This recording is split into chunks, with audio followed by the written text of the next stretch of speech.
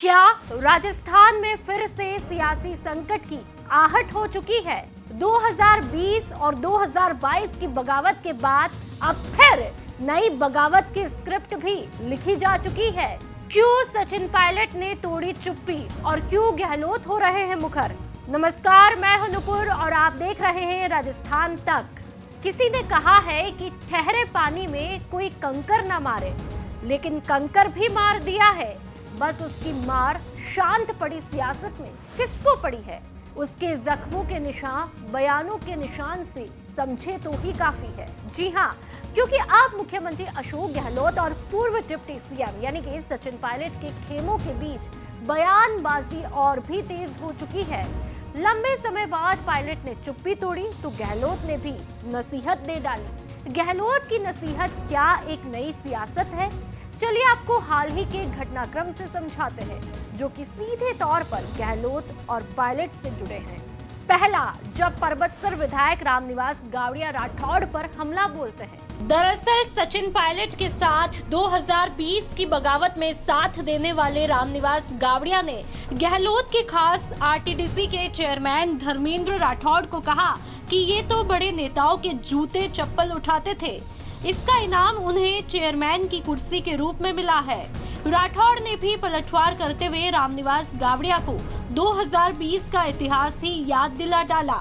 लेकिन ये लोग तो चापलूसी करके नेता बने हुए हैं, कागजी नेता हैं, तो इस बात से हम तो कोई सरोकार रखते नहीं है। वो कहीं भी जाए और उनका क्या है, वो आज भारतीय जनता पार्टी के भी कई कार्यक्रमों में गए और मुझे लगता है कि उनको खुद को नहीं पता कि उनको करना क्या है। कभी बांसुर चले जाते हैं, कभी पुष्कर चले जाते हैं। दूसरा, तो दूसरी तरफ राजेंद्र सिंह गुढ़ा के बयानों ने लगातार हलचल मचा रखी है। हाल ही में राजेंद्र गुढ़ा ने आलाकमान से सवाल किया कि राजस्थान में मुख्यमंत्री बदलने का निर्णय जल्द किया जाना चाहिए।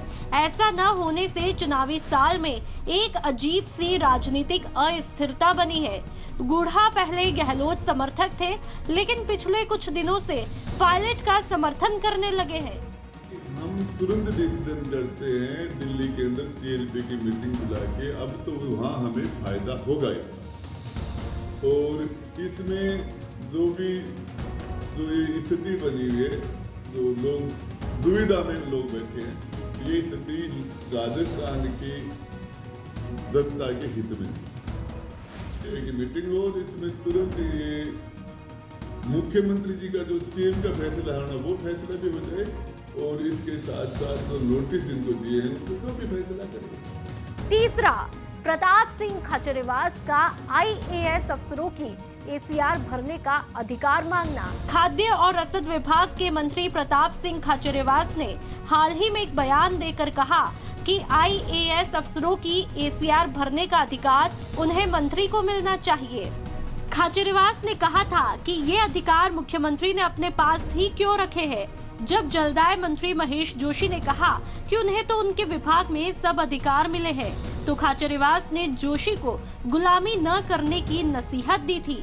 वो तो इतना सा कह दें, यदि महेश जोशी जी मेरे बयान का खंडन कर रहे हैं यदि, तो आप उनसे पूछ लेना वो एसीआर लिख रहे हैं क्या। मेरे अंदाज से महेश जोशी जी एसीआर नहीं लिख रहे। यदि वो लिख रहे होते तो मैं भी लिख रहा हूँ, तो इसलिए मैं उनकी हर बात का जवाब की कोई जरूरी नहीं है। यदि वो है तो प्रेस नोट जारी करे लिखित में कि मैं महेश जोशी शपथ पूर्वक बयान करता हूँ कि मैं एसीआर लिखता हूँ, वो जारी करे प्रेस में। तो फालतू की बात, तो मेरे सब काम हो रहे हैं, तो आपके क्या हो रहे हैं? राजस्थान की पूरी जनता के काम हो रहे हैं। काम मेरे रुक रहे हैं क्या? मैं तो महेश जी के पास नहीं जा रहा, भाई साहब मेरे काम करा दो, मेरे खास हैं वो। लेकिन ये यदि वो ये कहे एसीआर वो लिख रहे हैं क्या, एक मिनिस्टर को दूसरे मिनिस्टर की बात नहीं काटनी चाहिए। मैं तो उनके अधिकार के लिए लड़ रहा हूं, तो ये जो अधिकार एसीआर का मैंने मांगा है, ये कोई मैंने गुनाह नहीं कर दिया, ये कोई अपराध है क्या? एक मिनिस्टर अपने अधिकार की बात कर रहा है, यदि लेटर लिख दिया सीएम को, अच्छी बात के लिए कोई गुनाह नहीं है। बेवजह पलोथन नहीं लगानी चाहिए किसी को, इससे कोई नंबर नहीं मिलते हैं। नंबर तो आप अपने हक की बात को, जो आदमी खुद के अधिकार के लिए नहीं लड़ सकता वो दूसरे को हक दिला ही नहीं सकता। चौथा, 2 नवंबर को सचिन पायलट की चुप्पी का टूटना और गहलोत की नसीहत का मिलना। सचिन पायलट 25 सितंबर को विधायकों की इस्तीफा राजनीति के बाद से लगातार खामोश थे, लेकिन 1 नवंबर को मानगढ़ धाम में प्रधानमंत्री नरेंद्र मोदी ने मुख्यमंत्री अशोक गहलोत को देश का सबसे सीनियर सीएम कहकर उनकी तारीफ की थी, जिसके बाद 2 नवंबर को पायलट ने बयान दिया कि प्रधानमंत्री मोदी ने कभी गुलाम नबी आजाद की भी संसद में तारीफ की थी। बाद में क्या हुआ? आजाद कांग्रेस छोड़ गए और नई पार्टी बना ली। ऐसे में मोदी की तरफ से गहलोत की तारीफ करने को हल्के में नहीं लिया जाना चाहिए। प्रधानमंत्री जी ने कल जो बयान दिए, जो पढ़ाइयाँ करी, मैं समझता हूँ बड़ा दिलचस्प एक घटनाक्रम है, क्योंकि इसी प्रकार प्रधानमंत्री जी ने सदन के अंदर गुलाम नबी आजाद साहब की पढ़ाइयाँ करी और उसके बाद क्या घटनाक्रम पैदा हुआ हम सब ने देखा है। तो बड़ा इंटरेस्टिंग डेवलपमेंट। इसके जवाब में गहलोत ने कहा था कि राजनीति में सभी को पद पर आने की महत्वाकांक्षा होती है। ये गलत भी नहीं, लेकिन इसकी अप्रोच सही होनी चाहिए। इन तमाम सियासी घटनाक्रम पर वरिष्ठ पत्रकार मिथिलेश जैमिनी जी का क्या कुछ कहना है, चलिए आपको वो भी सुनवा देती हूँ। की छुट्टी और गहलोत की नसीहत, ये एक राजस्थान के आने वाले चुनाव के लिए 2023 के लिए बहुत नुकसानदायक होगा।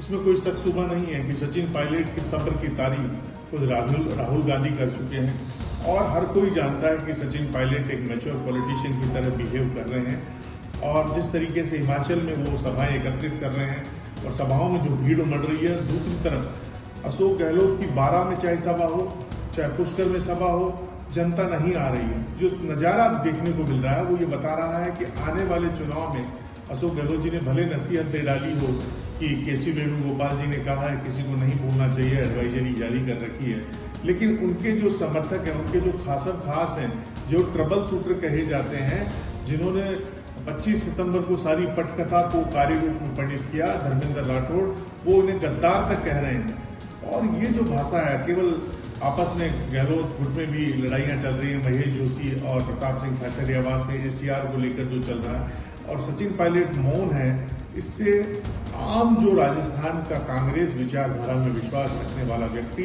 अपने आप को हताश और निराश महसूस कर रहा है। तो आप बताइएगा कि आपको हमारी ये रिपोर्ट कैसी लगी और राजस्थान के सियासी घटनाक्रम पर पायलट का मौन व्रत टूटने और गहलोत की नसीहत पर आप क्या सोचते हैं? हमें कमेंट बॉक्स में जरूर बताइएगा। और हाँ, अगर अभी तक आपने राजस्थान तक हमारे YouTube चैनल और Facebook पेज को लाइक और सब्सक्राइब नहीं किया हो तो जरूर जाइए वहां पर और लाइक एंड सब्सक्राइब करना न भूलिएगा। और राजस्थान तक की पल पल की सियासत और पल पल की वो खबर जो कि आपसे जुड़ी है, उनको देखने के लिए आप लगातार देखते रहिए राजस्थान तक। नमस्कार।